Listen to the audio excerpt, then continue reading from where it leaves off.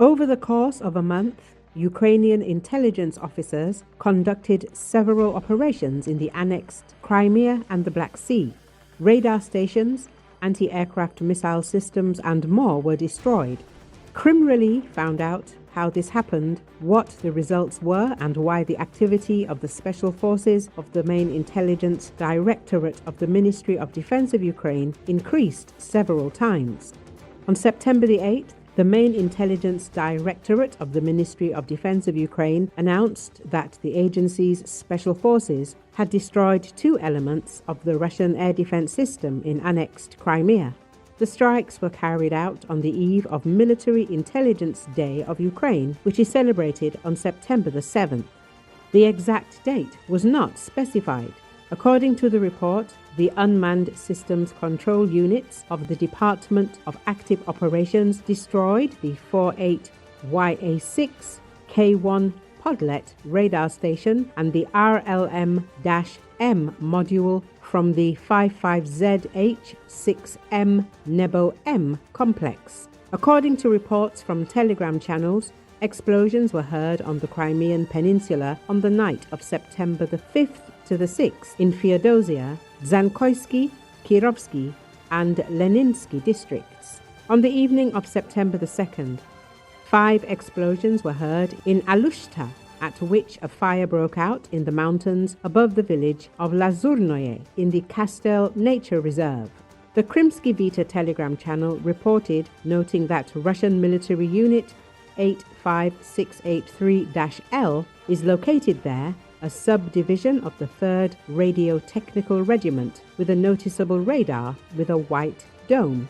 The mobile radar 48YA6-K1 Podlet is used to detect air targets at low and extremely low altitudes in a complex jamming environment.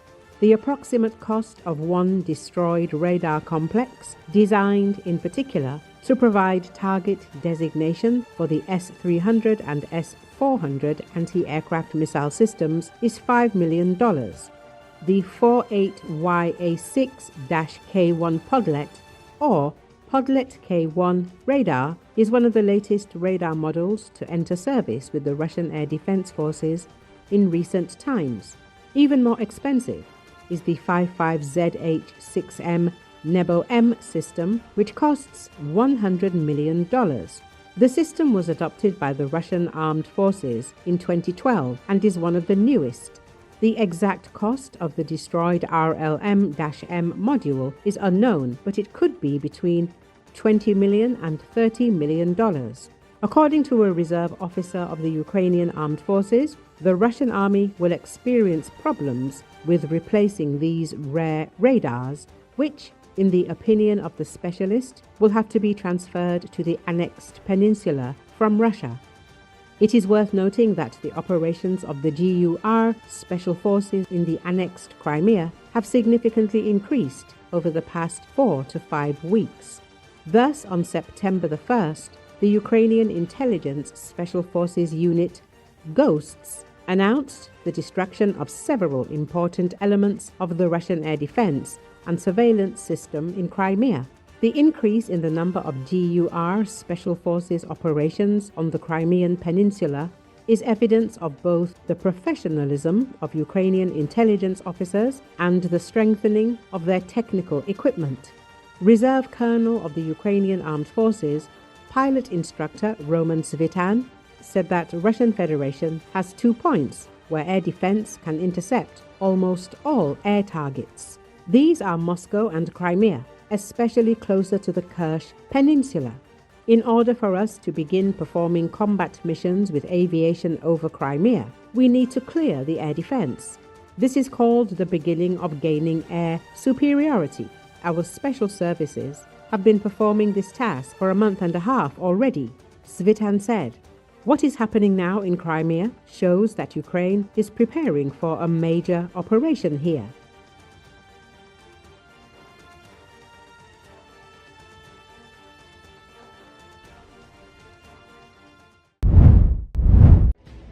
The Netherlands defense minister said Wednesday that Dutch F-35 fighter jets shot down Russian drones over Poland. Minister Ruben Brekelmans was referring to the multiple Russian drones that entered Polish territory over the course of several hours and were shot down with help from NATO allies. Brekelmans said the aircraft were engaged for an extended period during the overnight incident. He stressed that the latest incident showcases how Russia remains a broader threat to Europe. The Netherlands can play an important role in defending against this within the NATO framework, he added. Poland's Prime Minister Donald Tusk claimed on Wednesday that around 10 drones were shot down over Poland last night and referred to them as Russian. The drones that entered Poland's airspace were part of the Russian attack on Ukraine. Ukraine's Air Force reported that Russia's attack involved 415 drones, 1 ballistic missile and 42 cruise missiles, and 8 enemy UAVs crossed the Ukrainian state border flying in Poland's direction. Poland has complained about Russian objects entering its airspace during attacks on Ukraine before. Russian drone violation of NATO airspace has drawn international condemnation. Dutch Foreign Minister David Van Wil said on Wednesday morning that Russia's move was unacceptable and a threat to Europe's security. The Netherlands stands firmly with Poland, he said. NATO must remain ready, and tougher sanctions must put greater pressure on Russia's war economy.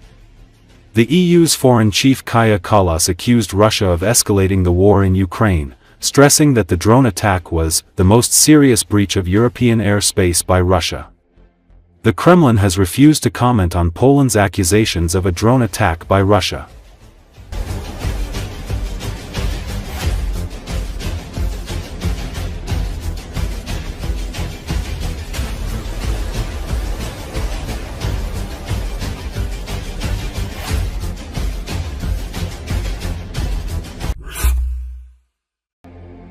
UK Defence Secretary John Healey condemned Russia's drones over Poland, reckless, unprecedented, and dangerous, in London on Wednesday. According to Associated Press, Poland said early Wednesday that multiple Russian drones entered and were shot down over its territory with help from NATO allies, describing the incident as an act of aggression carried out during a wave of Russian strikes on Ukraine. Several European leaders said they believed Russia was intentionally escalating the war, and NATO was discussing the incident in a meeting. It came 3 days after Russia's largest aerial attack on Ukraine since the war began, an attack that for the first time hit a key government building in Kiev. Healey leads the E5 group meeting to discuss the defense and security in Europe, with delegations from France, Germany, Italy, Poland, and the United Kingdom.